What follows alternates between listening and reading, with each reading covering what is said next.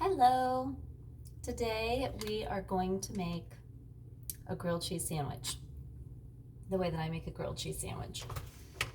It's pretty much a staple. Everyone should know how to make a killer grilled cheese. So let's go through it.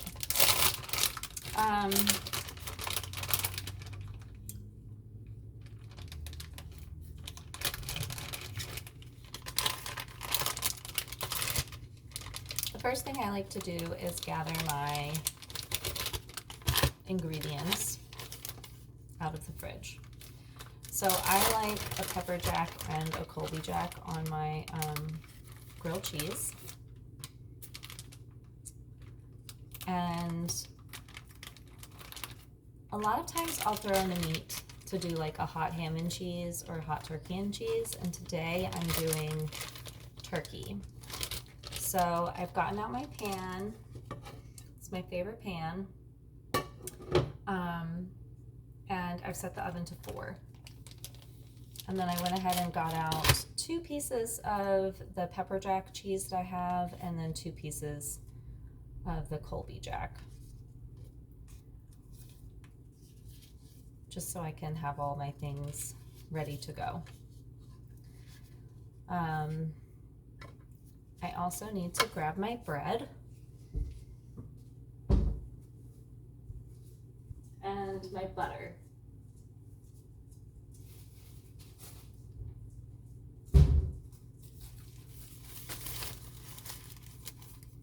Sorry, I was eating chips earlier and I have chips all in my teeth that I keep trying to get pieces out.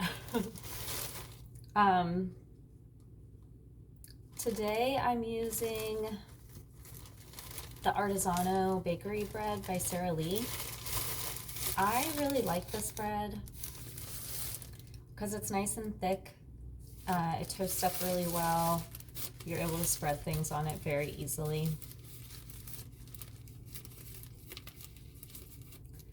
So that's what we're gonna do first.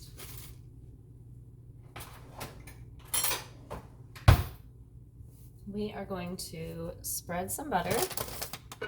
I always leave my butter out at room temperature so that it's very spreadable. One of my favorite memes or vines or TikTok, I'm not sure which one it is, but is the one where it's cold butter weather, so the butter doesn't melt and spread very easily. And it's very annoying because you've entered the cold season when it's cold butter weather. I'll have to link it somewhere. That video is so funny. It always makes me laugh. It's the same guy that did the Seymour made him a sandwich. I don't know. I'll have to get my facts straight before I start referencing things. So I have turned my burner onto 4. 4 for me is the golden spot. It's always like perfect temperature. I go between 3 and 5 for anything. So 4 is perfect. 3 if I don't want something like, I'll do my eggs closer to 3. I'll do a meat a little closer to 5. So I like to do not too much meat on my hot turkey and cheese, but let's see, I'm doing 3 pieces because I like for it to still be pretty cheesy. And I put the meat into the pan to go ahead and heat up the meat. That way it's warm next to the cheese and it melts next to the meat. It all just melts really well together. I'm sorry, that's my turkey attacks. All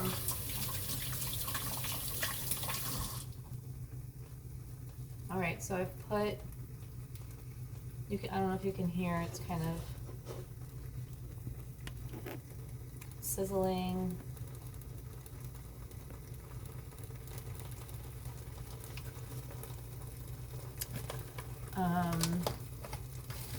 Which it's just about done. So let me get my sandwich built out really quickly.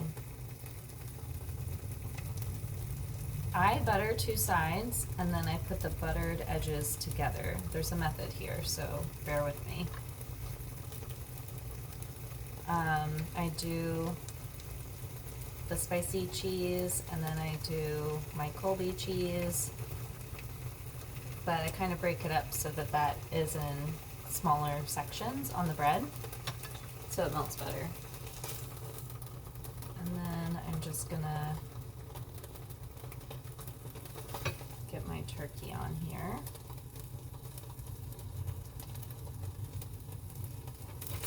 So it's nice and hot, so that cheese will start wanting to melt.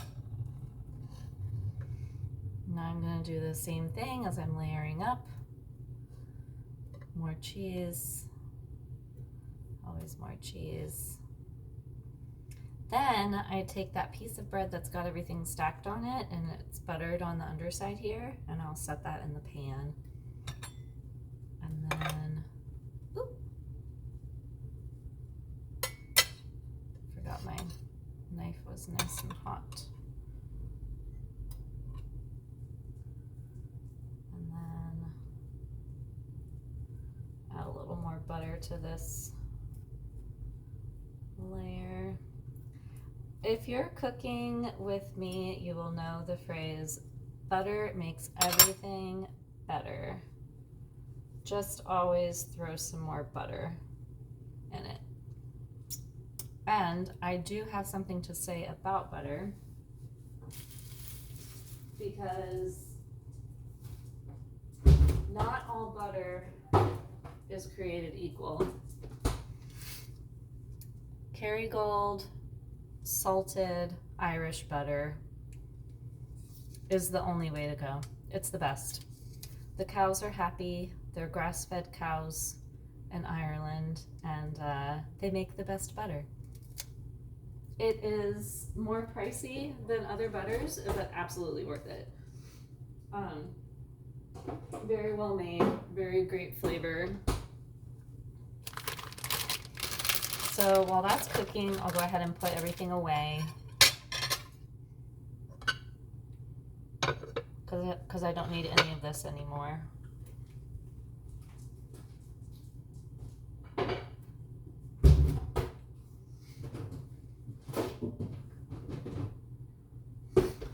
I was thinking about having an avocado with this, some avocado slices, but I'm just not starving hungry, so I'm just gonna leave it at the sandwich.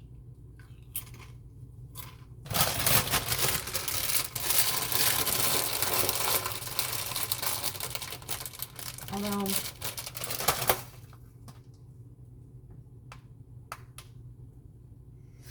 my avocado might not be good tomorrow. I think I'm gonna go ahead and cut that too.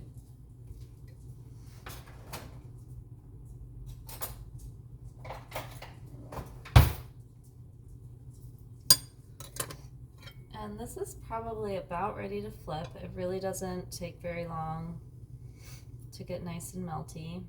I don't like to dirty too many utensils, so I'm very careful not to scrape the pan with my knife, but I really should use a spatula, but I don't. And then I always put some salt on it at this point. I love fresh ground salt, coarse ground salt, and fresh ground pepper. That's my go-to. Yeah, I don't think this would have been good if I waited another day, so I guess I'll just eat more.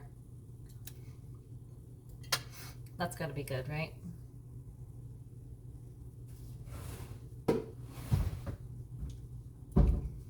So I probably could have put the avocado in the sandwich. That would be really yummy too, but I'm just gonna eat it on the side.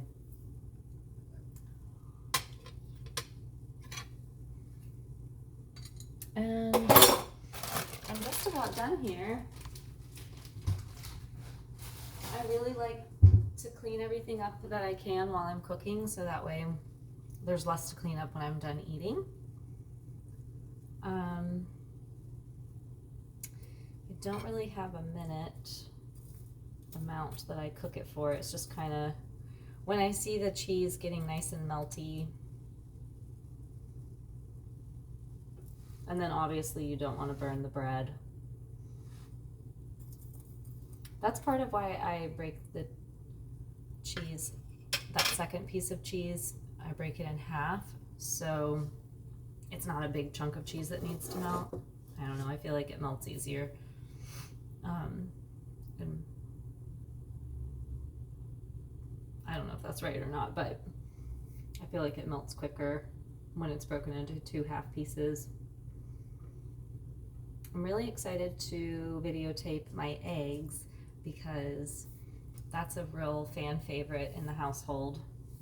But this is too. It's just a really easy lunch. What am I at? 11 minutes. It's like a 10-minute lunch. Super simple. And you have a nice protein-packed hot sandwich. I'm using a spoon because I'll use the spoon to eat the avocado. Did I mention I don't like to make too many dishes? And make sure to turn the burner off.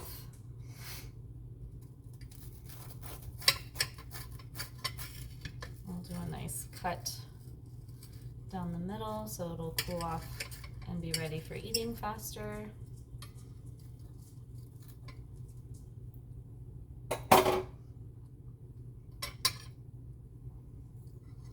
But that is my nice cheesy